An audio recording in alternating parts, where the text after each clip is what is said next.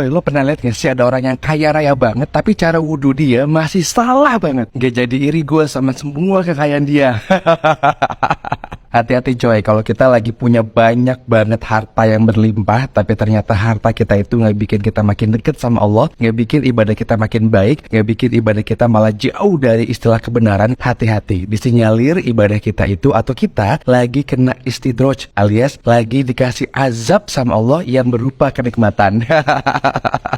Artinya harta kita nggak berkah coy. Nah biar kita nggak kena istidroj, ayo deh sama-sama kita perbaiki apa yang bisa kita perbaiki. Coy, amalan yang paling pertama dihisap adalah sholat kan.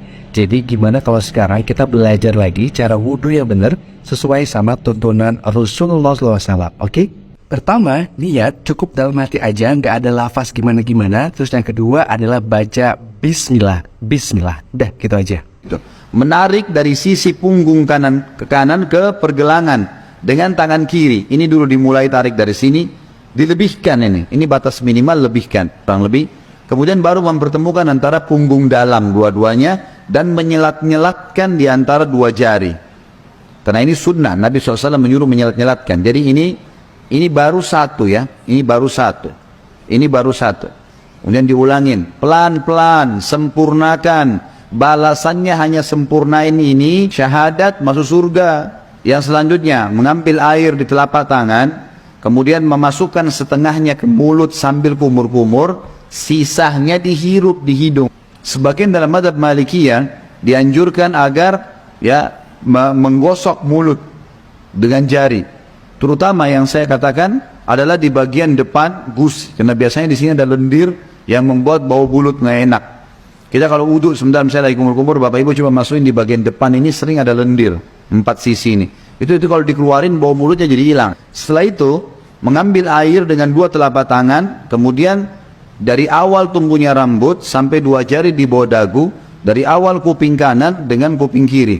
Bagi teman-teman yang berjenggot tentu diselat-selatkan, sunnahnya begitu. Kemudian telapak tangan kanan ditarik dari sisi kanan punggung, ditarik sampai ini, ingat ini batas minimal. Banyak orang wudhu ininya nggak kena nih, ini nggak kena, ini bisa nggak sah wudhunya, nggak sah sholatnya. Jadi tarik sampai sini nih, kemudian baru diputar ke dalam 1, 2, 3 sampai 3 kali. Kalau misal air kerannya di atas ngalir di keran dan kita mau tarik dari atas boleh, tarik di atas batas minimal, ya. Jadi ditarik dari sini di atas siku, tarik ke bawah, kemudian baru diputar ke bagian dalam. Kanan dulu baru kiri. Setelah itu baru kepala. Kepala ini diambil air. Sunnah Nabi SAW ditarik dari awal kepala sampai ke tengkuk, ya, sampai ke batang leher. Kemudian ditarik lagi ke atas kembali. Lalu jari telunjuk masuk ke dalam lubang. Ibu jari mutar di belakang. 1, ya. Ini satu-satunya yang dilakukan 1 kali saja. Bagi ibu-ibu yang rambutnya panjang, ditarik sampai ke tengkuk, lalu ditepuk-tepuk ke atas. Sampai kembali ke depan, baru kemudian masuk ke sini, baru diputar. Selanjutnya telapak kaki dibasuh minimal mata kaki, lebihkan ke atas, lebihkan ke atas supaya memang sempurna. Setelah itu jangan pernah lupa ucapkan syahadat, asyhadu an la ilaha illallah wahdahu, ada tambah la syarikalah, tidak ada sekutu baginya, wa asyhadu anna muhammadan abduhu wa rasuluh. Itu saja dijamin kata Nabi SAW. Dibukakan baginya 8 pintu surga, ia boleh memasuki dari mana saja dia mau atau dia suka. Nah jangan lupa baca doa setelah wudhu, asyhadu alla ilaha illallah wahdahu la syarikalah wa asyhadu anna muhammadan abduhu wa rasuluh, atau baca Allahumma ij'alni minat tawabina minaj'alni minal mutatahhirin. Mantap. Oke coy, ini adalah contoh wudhu yang salah, jangan diikutin, oke?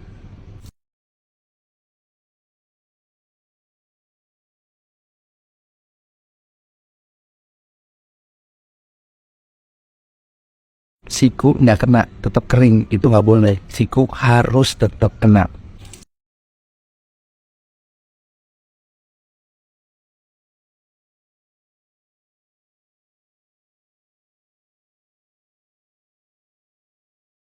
Buang.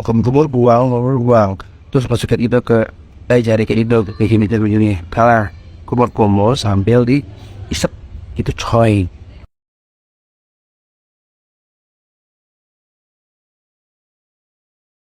Cukup merasa sudah salah.